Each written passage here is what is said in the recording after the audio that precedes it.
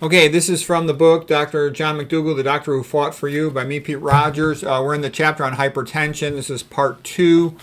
Okay, so sodium, salt plays a role in high blood pressure, but it's nowhere near as important as dietary fat. Dr. McDougall, and especially him and Pritikin, emphasize the role of dietary fat in hypertension. And it is more important than sodium, but sodium's relevant.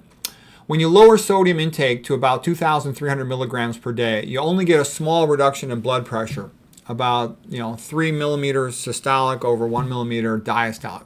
But you can get a really big lowering of blood pressure if you lower that sodium much farther to less than 500 milligrams per day, like what Kempner did. Then you can get a profound drop in your blood pressure.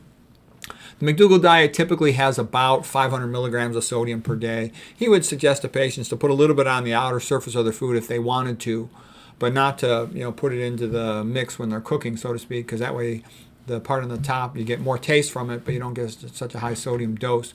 Hypertension should only be treated with medications after it has been sustained for months at 160 over 100 or higher.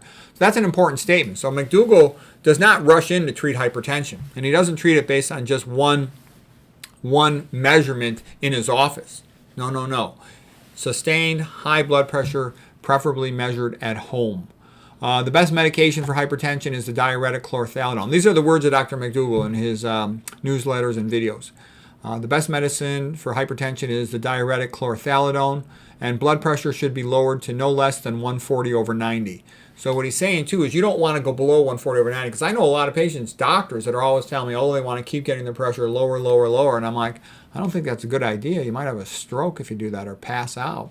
Imagine you're driving and you drop the blood pressure to your brain. You could pass out, crash. McDougall says, usually I can successfully treat hypertension by diet alone. When I need to use medicine, I use chlorothalidone, CTD, because it has been shown to reduce the risk of stroke. Chlorothalidone is a diuretic, but it is not the same as hydrochlorothaloside, HCTZ. Hydrochlorothaloside is the most commonly prescribed diuretic in the United States by far. Chlorothalidone is the only antihypertensive medicine that has been shown to reduce the risk of stroke. There's a very narrow range of blood pressure for which you should treat hypertension. If you look up the papers, you will see there is a very good reason to choose chlorothalidone as the best medicine for treatment of hypertension.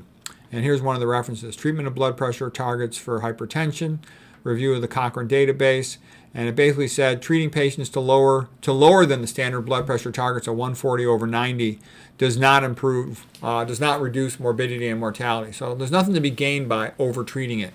You run increased risk of stroke in the patient. Another reference here says that all people with high blood pressure, borderline or high normal blood pressure should be advised on lifestyle modifications. Try all that stuff first. Only go to pills if you need to.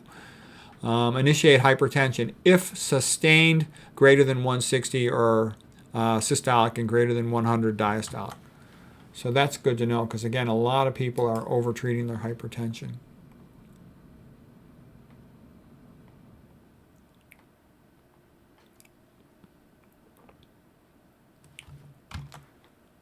Okay, let me scoot this over a little bit here. More references, and again, this also, I put a lot of references in here, so if you ever have to argue with other people about it, you can find the references very quickly. Let's see, what else does he say? So this is just more references that say the same thing. And here he has several ones saying, don't overtreat your blood pressure because it could kill you. It'll give you a stroke if you drop the pressure to your brain too low. Okay, so that's it for part 2 on hypertension.